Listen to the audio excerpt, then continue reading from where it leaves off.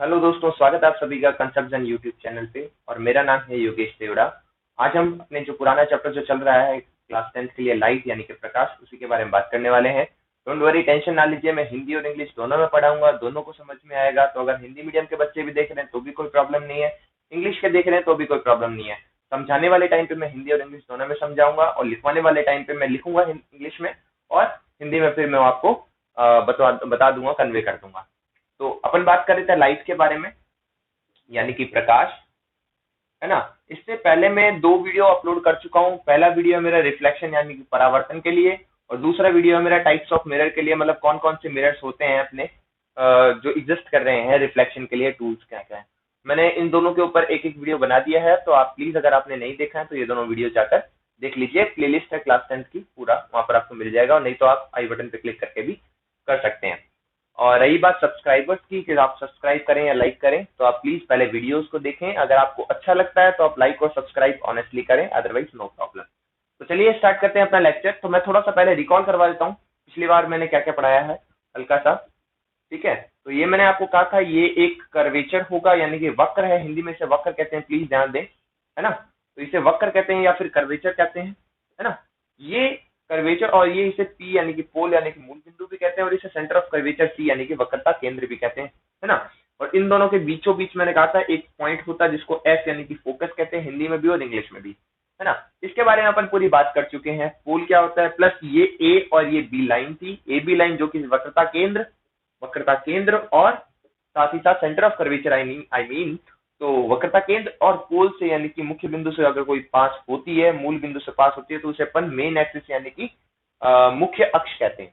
ये बात मैं पिछली बार बता चुका हूँ। सी सेंटर ऑफ कर्वेचर, अब क्योंकि ये वक्र यानी कि जो कर्वेचर है, ये किसी न किसी स्फेयर का पार्ट है, as I am showing that, है ना।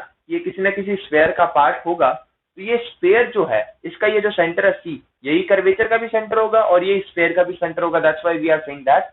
इसीलिए हम ये कह रहे हैं कि ये वक्रता केंद्र क्या है, हमारा केंद्र होगा इस कर्वेचर का भी, है ना। ये बात मैं आपको पिछली बार बता चुका हूँ।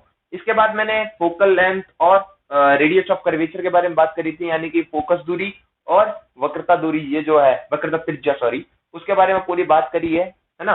वो मैं पिछले वीडियो में समझा चुका हूँ, प्लीज इस वीडियो का रेफर कर लीजिएगा। चलिए, अब मैंने पिछली बार एक फोकस के बारे में नहीं बताया था, यानी कि फोकस क्या होता है, इसकी पूरी एक डेफिनेशन मैंने पिछली बार नहीं दी थी। उसका रीजन ये है कि आपको पहले समझना जरूरी है कि लाइंस कैसे आ रही हैं, कैसे नहीं आ रही हैं।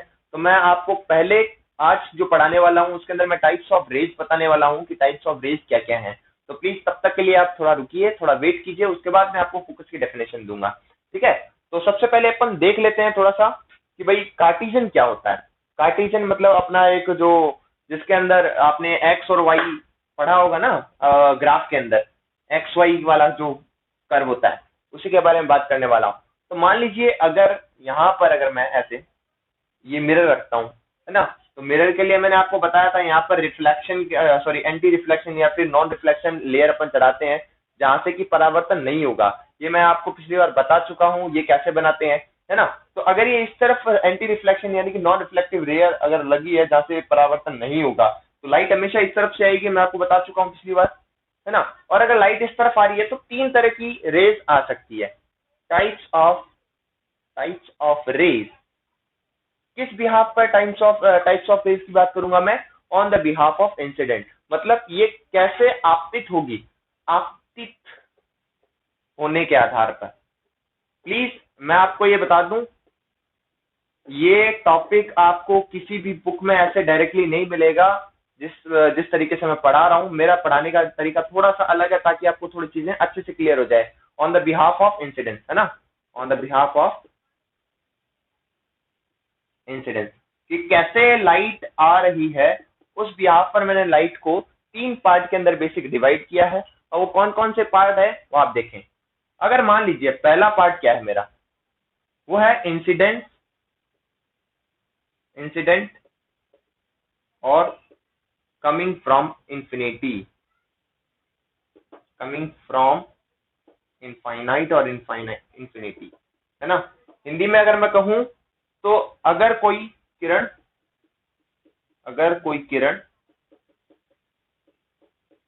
है ना, कहां से आए, अनंत से आए, अनंत, सॉरी, अनंत से है, तो उस बिहाफ पर मैंने इस पहली रे को डिवाइड किया है। तो आपको एक बात पता होगी, जब कोई लाइट इनफाइनाइट से आए, इनफाइनाइट से अगर मान लीजिए दो रेज आ रही हैं, तो अगर ये इनफाइनाइट तक है तो अपन ये कहते हैं कि ये पैरेलल है, कहते हैं कि नहीं कहते हैं? थोड़ा सा मैथ्स का यहाँ पर कंसेप्ट लगेगा, प्लीज थोड़ा मैथ्स को जो ज्योमेट्री वाला पोर्शन है ना, लाइंस का, वो आपको थोड़ा सा आना चाहिए इस चीज को समझने के लिए। अगर नहीं आता तो मैं आपको थोड़ा सा पॉइंट हिंट बता देता हूँ आपको। दो रेज जो पैरेलल होती है वो इनफाइनाइट में मीट करती है, यानी कि मान लीजिए दो किरणें हैं जो समांतर हैं, तो कहां पर जाकर मिलती हैं? वो अनंत पर जाकर मिलती है, या ये बात आपको पता होगी, है ना। मान लीजिए दो लेयर्स जो रेज हैं वो इनफाइनाइट सॉरी पैरेलल है, अगर ये इनफाइनाइट पर मीट करती है, मान लीजिए ये इनफाइनाइट, मान लीजिए, मैं ये नहीं कह रहा हूँ यही इनफाइनाइट है, मान लीजिए, और मैं यहाँ पर बैठा हूँ, है ना, तो अगर मैं यहाँ से बैठकर देखूंगा तो क्या ये मेरे को, जब मैं इनफाइनाइट पर अगर ये मान लीजिए आकर मिल रही है, तो अगर मैं इनफाइनाइट से देखता हूँ तो क्या मेरे को ये पैरेलल दिखेगी नहीं दिखेगी? यस, पैरेलल दिखेगी। बस इसी बात को आपको यहाँ पर देखना है कि भाई जो लाइंस इनफाइनाइट से आएगी वो कैसी होगी? पैरेलल होगी। ये मान लीजिए ये लाइट आ रही है और ये लाइट आ रही है, ये इनफाइनाइट से आ रही है। कहां से आ रही है? इनफाइनाइट, यानी कि अनंत से आ रही है। अगर ये इनफाइनाइट से आ रही है तो ये दोनों कैसी होगी? पैरेलल होगी, समांतर होगी। ये बात ध्यान रखें, ये पॉइंट बहुत ज्यादा इंपॉर्टेंट है। आगे आने वाले जो इमेज फॉर्मेशन, यानी कि जब अपन प्रतिबिंब बनाएंगे उस टाइम पे अपन इस चीज का बहुत अच्छे से इस्तेमाल करेंगे, और आपको इमेज फॉर्मेशन सिर्फ एक बार पढ़ने की जरूरत है, दूसरी बार जिंदगी में कभी पढ़ने की जरूरत नहीं पड़ेगी। सिर्फ एक बार पढ़ाऊंगा मैं आपको, बस वहीं से सिर्फ एक बार अच्छे से पढ़ लीजिएगा, उसके बाद आपको पढ़ने की जरूरत नहीं पड़ेगी। तो मान लीजिए अगर कोई लाइट इनफाइनाइट से आ रही हो, कहां से आ रही हो? इनफाइनाइट से आ रही हो, तो वो कहां पर मीट होती है? तो वो फोकस पर मीट होती है। कहां पर? फोकस पर। अगर इनफाइनाइट से है तो कहां पर मीट होगी? फोकस पर मीट होगी। प्लीज ध्यान से सुन ले इस स्टेटमेंट को, इनफाइनाइट से आ रही है तो फोकस पर मीट होगी। फॉर एग्जाम्पल लाइक दैट, अगर ये मान लीजिए ये पोल है, ये मान लीजिए फॉर एग्जाम्पल मैंने अभी के लिए अवतल लेंस यानी कि अपसारी सॉरी अवतल दर्पण बनाया है मैंने, या फिर आप कह सकते हो कॉनकेव मिरर। तो अगर ये यहाँ पर पैरेलल आ रही है लाइट, पैरेलल का भी ध्यान रखें, समांतर किसके समांतर होगी? ये मुख्य अक्ष यानी कि जो मेन एक्सिस है इसके समांतर होने चाहिए, इसके पैरेलल होने चाहिए, क्योंकि पैरेलल तो ये भी होती है, ऐसे नहीं।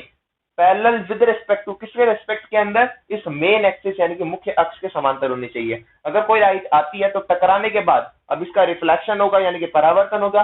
परावर्तन होने के बाद ये जिस पॉइंट से निकलेगी उस पॉइंट को क्या कहते हैं?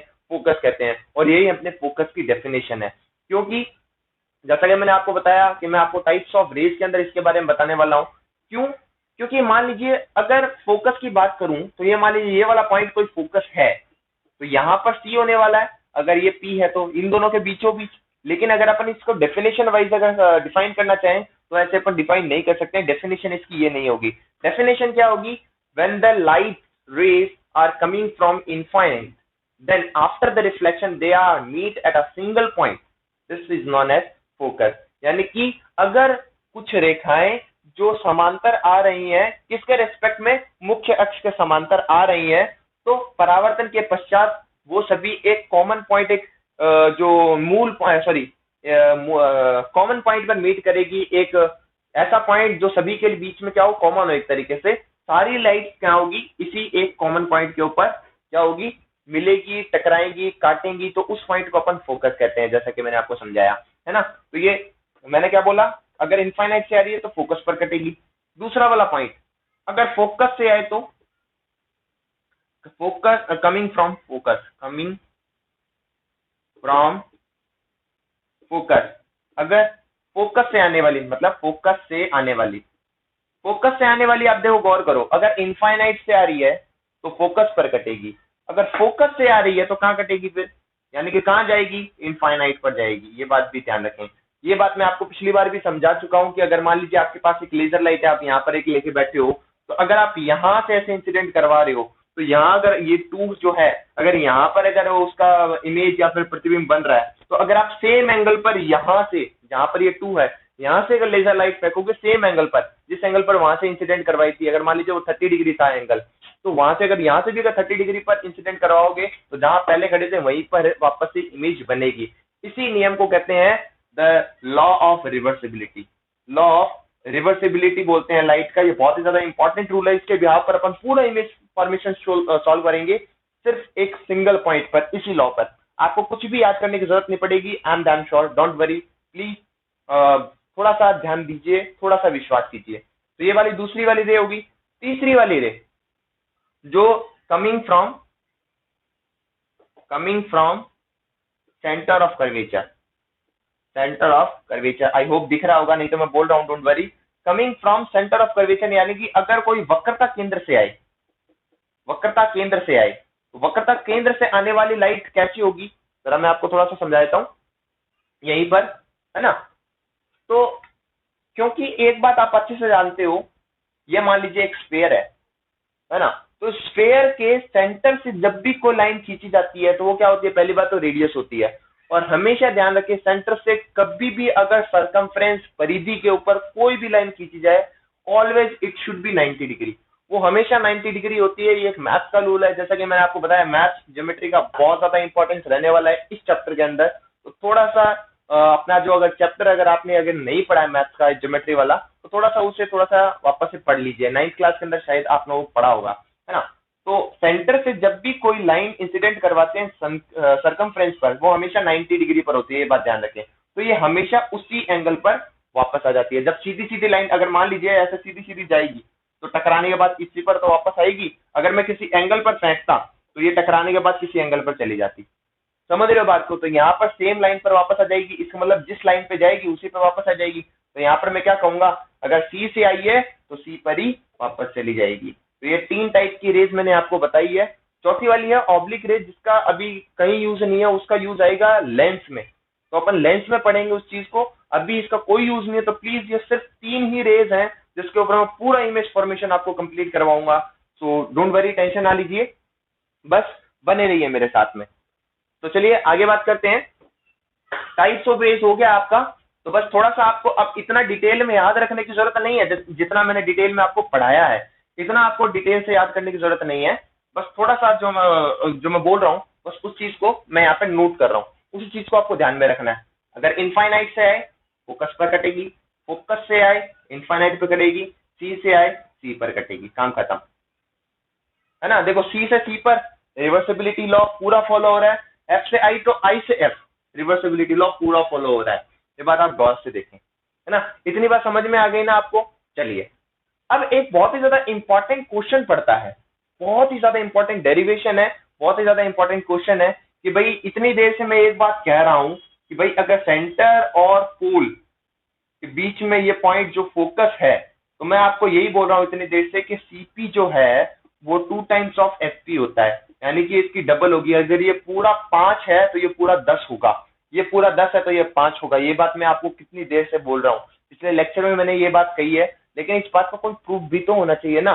तो मैं इसी चीज को प्रूफ करने जाता हूँ कि भाई क्वेश्चन आता है directly, prove that the radius of curvature is prove that the radius of curvature is double of focal length।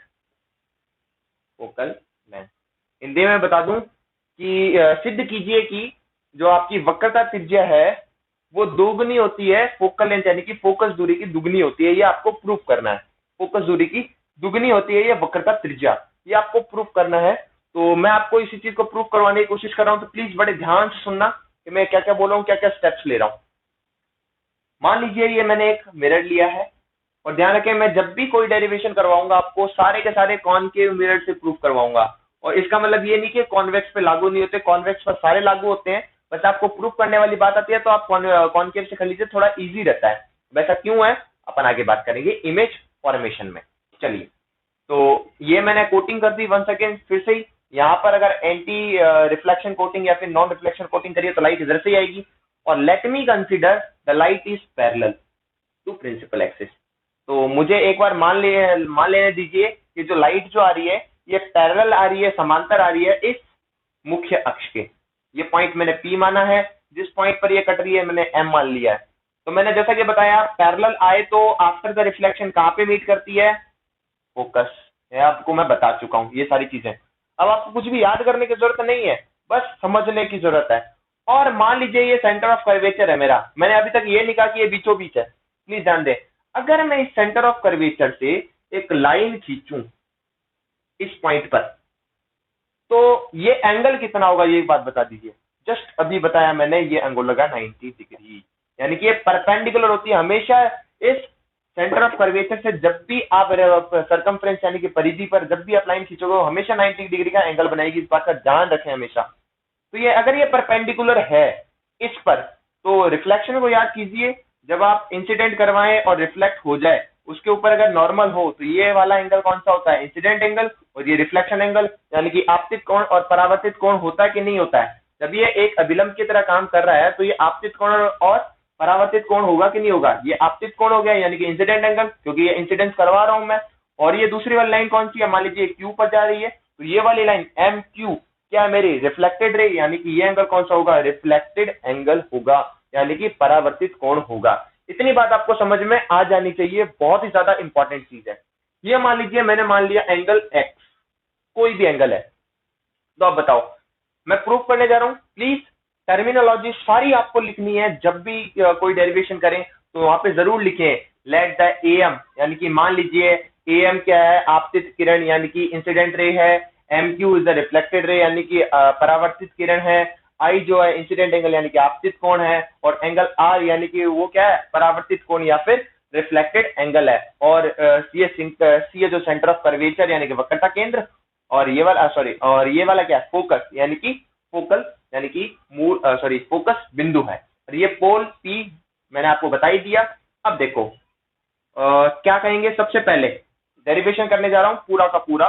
सबसे पहले आप क्या कहोगे, on the by the reflection, यानी कि on the behalf of reflection we can say that, परावर्तन के नियम से हम ये कह सकते हैं angle I is equal to angle R और not, yes we can say that, है ना। और दूसरी बात देखो, अगर मैं यहां से इसको देखूं तो ये z बन रहा है कि नहीं बन रहा है, ए एम सी एफ या फिर ए एम सी पी, एक z बन रहा है। अगर ये z बन रहा है तो क्या ये एकांतर कोण यानी कि अल्टरनेट एंगल दिख रहा है इसमें कहीं, हाँ एंगल आई और एंगल एक्स, है ना। तो अपन क्या कह सकते हैं, बाय अल्टरनेटिंग एंगल लॉ, है ना। एकांतर कोण के नियम से अपन क्या कह सकते हैं, एंगल आई जो है वो एंगल आर के बराबर है, ये बात सॉरी एंगल एक्स के बराबर है। और अगर आई आर बराबर है, आई एक्स बराबर है, तो क्या अपन इस इक्वेशन 1 और इक्वेशन 2 से एक बात कह सकते हैं, फ्रॉम इक्वेशन 1 एंड 2, है ना, एक और दो से एक बात कह सकते हैं कि जो अपना एंगल आर है वो किसके इक्वल होगा, एंगल एक्स के इक्वल होगा। ये बात आपको समझ में आई कि नहीं आई, इतनी बात आपको समझ में आनी चाहिए। चलिए मैं आपको इसको थोड़ा सा मिटा रहा हूँ, डोंट वरी, आपको क्वेश्चन तो समझ में आ ही गया होगा कि मैं करने क्या वाला हूँ। तो चलिए आगे बात करते हैं। इतनी बात अगर क्लियर हो गई है कि ये दोनों एंगल बराबर है, तो थोड़ा बहुत 9th क्लास के अंदर आपने पढ़ा होगा मैथ्स के अंदर कि भाई जितनी ये एंगल मान लीजिए अगर जितना बड़ा होगा उसके सामने वाले की जो साइड है, सामने वाली साइड वो उतनी ही बड़ी होती है, जितना बड़ा एंगल उतनी बड़ी साइड। इसका मतलब अगर एंगल इक्वल हो जाए तो ये साइड इक्वल हो जाएगी, क्या ये साइड इक्वल हो जाएगी। अगर ये 30 डिग्री का है ना, अगर ये 30 डिग्री का है तो ये वाली साइड, और अगर एक और 30 डिग्री का एंगल है तो ये वाली साइड क्या होगी, इक्वल हो जाएगी। ये अगर 30 डिग्री हो तो, है ना, तो ये भी साइड इक्वल हो जाएगी कि नहीं हो जाएगी, यस इक्वल हो जाएगी। बस यही बात तो आपको यहाँ पर प्रूव करनी है। तो अपन ये बोल देंगे बस कि C F in triangle C F M के अंदर एक जो ट्रायंगल आपको दिख रहा है, इसके अंदर जो एंगल एक्स है वो एंगल आर के बराबर है, एंगल एक्स जो है वो एंगल आर के बराबर है। So we can say that जो सी एफ जो है वो किसके इक्वल होगी, एफ एम के इक्वल होगी। ये बात आपको समझ में आ रही है, सी एफ जो है वो एफ एम के बराबर हो गई है। यहां तक अपन ने बात पूरी क्लियर कर ली है। अब देखो आपको क्या करना है। अब आपको पता होगा कि जो आपका जो लेंस होता है, सॉरी मिरर, ये मिरर क्या होता है, इसका ये जो कर्व होता है ये बहुत ही ज्यादा कम होता है, यानी कि आपका जो ये जो डिस्टेंस है वो बहुत कम होती है, अपर्चर बहुत कम होता है। अपर्चर कम होने की वजह से क्या होता है, ये डिस्टेंस और ये डिस्टेंस इक्वल हो जाती है, बिकॉज यहां पे लिख लो, because the aperture is too small, so अगर अपर्चर बहुत कम है तो अपन ये कह सकते हैं एफएम जो है वो किसके इक्वल होगी, एफ पी के इक्वल होगी। किसके इक्वल होगी, एफ पी के इक्वल होगी। इतनी बात आपको समझ में आ गई होगी आई होप। चलिए तो अगर ये एफ एम जो है वो एफ पी के इक्वल हो गई है तो ये वाली और ये वाली इक्वल हो गई। तो अब देखो इस चीज को देखो, इक्वेशन ये 3 कर लो, ये 4 कर लो, ये 5 कर लो। 4 और 5 से अपन ये कह सकते हैं कि भाई जो सी एफ जो है वो इक्वल होगी एफ पी के।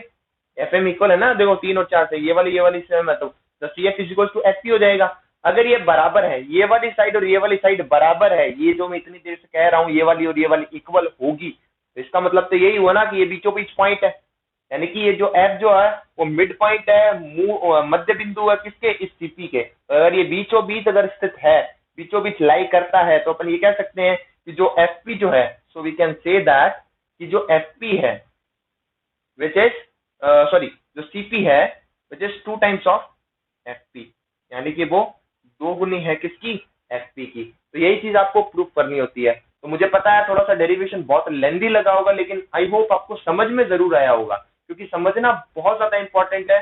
सिर्फ ज्यादा एनिमेशन होने से, बहुत ज्यादा यूं दिखाने से कुछ नहीं होता है, चीजों को समझना बहुत ज्यादा जरूरी है। अगर एक बार आपको चीजों को समझना शुरू कर दिया आप लोगों ने, तो आपको एनिमेशन में और दूसरे जो आपको फोटोज के अंदर जो आप ढूंढते हो ना कि हमें समझ में ज्यादा जल्दी आ जाएगा, हाँ वो एक बार देखने में जरूर अच्छा लगता है, लेकिन समझने के लिए जो कंसेप्ट की जरूरत होती है, सॉरी जो कंसेप्ट की जरूरत होती है, वो आपको उस एनिमेशन में नहीं देखने को मिलेगा। उसके लिए आपको एक अच्छे मैं कहूंगा प्लेटफॉर्म की जरूरत होती है, जहां से आप उन चीजों को गेन कर सको, थोड़ा समझ सको। सो आई होप आपको यहाँ तक जो मैंने समझाया वो आपको समझ में आया होगा, है ना। और अगर ये चीजें अब तक समझ में आई, अगर आपने यहाँ तक वीडियो देखा है, तो प्लीज वीडियो को लाइक जरूर करें, शेयर जरूर करें, सब्सक्राइब करके बेल आइकन जरूर दबा लें, ताकि जो मैं ये जो चैप्टर कंटिन्यू कर रहा हूँ, अगर मुझे इस पर रिस्पॉन्स अच्छा आता है तो मैं आगे कंटिन्यू जरूर करूंगा आगे वाले जो चैप्टर है। अगर आपको फिजिक्स मुझसे पढ़ना अच्छा लग रहा है तो कमेंट बॉक्स में जरूर लिखें कि हाँ सर मुझे फिजिक्स पढ़ना बहुत अच्छा लग रहा है। और मेरी एज पर मत जाए, डोंट वरी मेरी एज बहुत कम है, 24 ईयर्स ओल्ड, बट इससे कोई फर्क नहीं पड़ता अगर आपको चीजें आती है तो समझने के लिए, समझाने के लिए कोई उम्र नहीं होती है। तो डोंट वरी, पढ़ते रहिए, और अगर कोई दोस्त है तो उसको जरूर पढ़ाते रहिए, इससे आपकी चीजें भी क्लियर होगी। अगर आपसे समझ नहीं आ रहा है आपको भी, तो एक बार फिर से वीडियो रेफर भी कर दीजिए और वीडियो को एक बार फिर से देख भी लीजिए। तो बार बार देखने से फिजिक्स आएगी, ऐसे रटने से फिजिक्स नहीं आती है। सो डोंट वरी, है ना, मैं आपके साथ हूँ। सो लेता हूँ विदा आपसे इसी एंड के साथ में। मिलेंगे अगले नेक्स्ट वीडियो के अंदर इसी के नेक्स्ट टॉपिक के साथ में, इमेज फॉर्मेशन। तब तक के लिए thank you so much, have a nice day.